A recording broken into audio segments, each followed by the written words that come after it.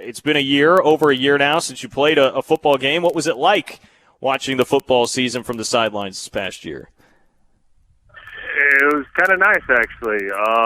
Not near as hard on the body, and I enjoyed being a fan. I enjoyed going to K-State games. I enjoyed,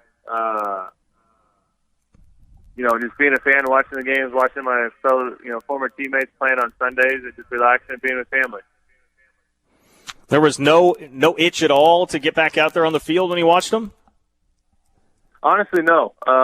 I think we were very pleased with our decision on retiring and coming back. I think it made it easier that it was our decision. Even though I got released by Oakland, I had opportunities to go play somewhere else. And my wife and I decided that we had done enough and we were ready to move home and get our kids settled back down and build their house and move on. How much K-State were you able to take in, and what is your assessment of what Chris Klieman did in year one? We took in a lot. We took in every home game. My family and I, we got season tickets, so we were tailgating every Saturday afternoon or morning or whatever it was and watching the games. I really enjoyed that aspect. Grew up as a kid doing that, and now to be able to take my kids there and make those memories with them was a lot of fun.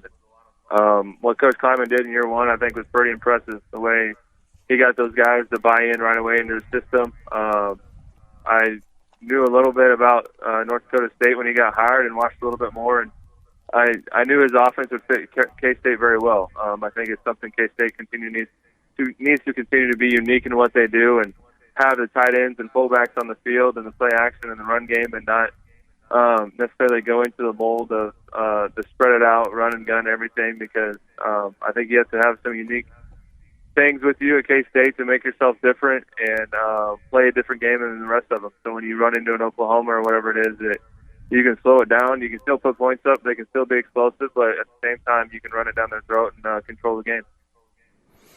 What's your assessment of K-State's receivers at this point and what you saw last year? I like them. They got a good group, a young group that if they can stay healthy. I know with Malik, he was battling injuries all year, and when he was able to get in there and play when he was healthy, very explosive. And you can see Skyler really relying on him when they had those opportunities. But it'll be fun to watch them grow, the younger guys grow, and see what they can continue to improve on and be more consistent week in and week out. That's what I always told the guys when I was in the NFL. Like, it's one thing to be productive, every once in a while or every couple weeks, but the great ones are able to do it week in and week out, no matter what the opposing team is doing to them. You got to still be able to go out there and produce, and that's how you take it to the next level. So what's a typical day in the life of Jordy Nelson like these days? It depends on the day. Sometimes it's golf. I got the retirement schedule of golfing at 7 a.m. a couple days a week. Get up and get in and golf before it gets too hot. Coaching my sons in baseball, with t-ball and baseball going on this summer. About done with that.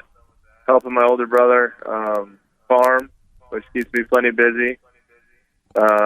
Making decisions on building a house and what to do with that. So there's always something going on. I'm plenty busy, but that's a good thing. I want to be busy or else I might go crazy. So always looking for something to do, and farming, there's always something to do. So it's been good.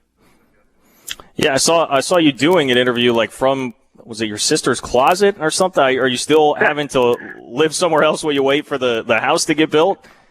Yeah, we're living in my sister's basement. So that's where we would stay when we came back during the summers for a few weeks. And so everything was kind of already set up in there. So we kind of took over her basement and get to hang out with her for been a year now. So I'm sure she's ready to kick us out. But she's enjoyed having our kids around. Some of the times it's a little bit more chaotic than what she's used to, but making good memories with it. And it's gone fast. So we got a few more months and then we'll be in our house, hopefully. Jordy Nelson talking with me. So you're in the Kansas Sports Hall of Fame, and I chuckle because I'm thinking about asking you about the best highlight play that you put up in your time at Riley County, and I'm just imagining the poor dude that had to try and tackle you back in the high school days. But when you think back to those days, what is the best thing that you did, the best single play that you can remember as a high school athlete? I don't know. Honestly, one of them was my junior year, I think. It was actually a defensive play. I think it was against St. Mary's.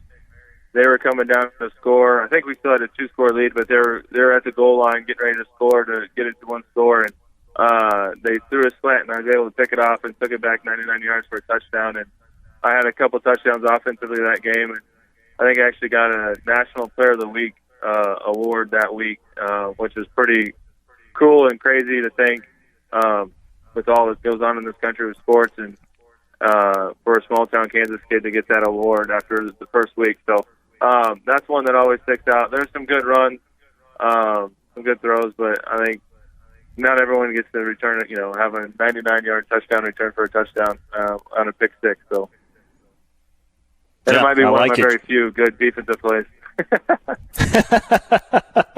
Yeah, that's right. Hey, there's a reason you went to offense. It worked out pretty well. We're going to ask you here about the 12th annual Nelson's Landing virtual benefit that you're having this year. But before I ask about that, obviously Nelson's Landing, we saw the news about that here within the last handful of weeks. How tough was that to see what happened to Nelson's Landing after the pandemic hit? It was tough. It's been in discussion even before COVID hit. It was getting hard on the mom. She was spending 12 hours a day up there, 6 days a week, and missing out on a lot of things with family, not only with her kids, but now she has 7 grandkids that are getting older and getting into sports and rodeos and different school activities and whatnot, and just hanging out in general with them with birthday parties. And it's been kind of relief off her shoulders that she knows that she has her evenings free for that stuff. She has her weekends free for that stuff to go and make those memories with her grandkids. So obviously the pandemic has set it up a little bit, but I think it was the right decision for my mom to make. She made a lot of great memories. I think people in the community and outside the community have a lot of great memories there. And hopefully someone can come in and buy it and keep it a restaurant, and those memories can continue.